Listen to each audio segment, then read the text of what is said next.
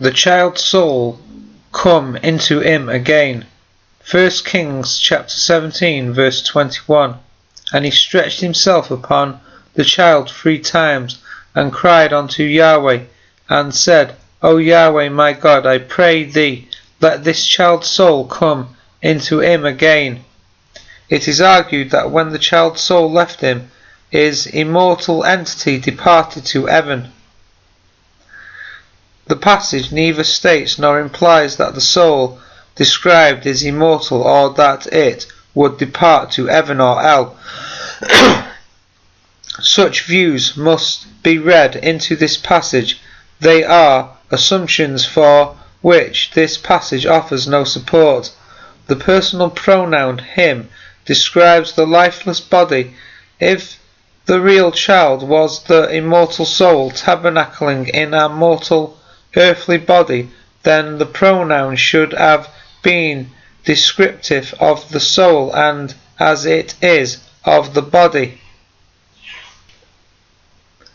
It was not the child that had departed, neither was it the child which returned. The child was dead. He died when life was lost. He became living when life was restored. The Hebrew word nephesh, translated soul, in this passage is translated life in Genesis chapter 9 and verse 4. Leviticus chapter 17 and verse 11. Deuteronomy chapter 12 and verse 23. The Hebrew word nephesh, translated soul, comes from a root word meaning to breathe. The word nephesh describes the breathing frame and the life, the being, the person. It is used of humans and of animals. Other translations render this a little bit differently.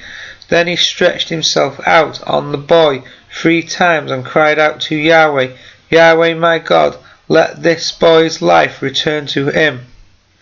And another translation, he stretched out over the boy 3 times and cried out to Yahweh, O Yahweh my God, please let this boy's breath return to him. If, as some argue, that the soul of the child went immediately to heaven, would it not have been better for the prophet to have left the soul of the child to enjoy a new life in heaven, rather than to recall it to the suffering of earthly life and possibly later being cast into the fires of hell?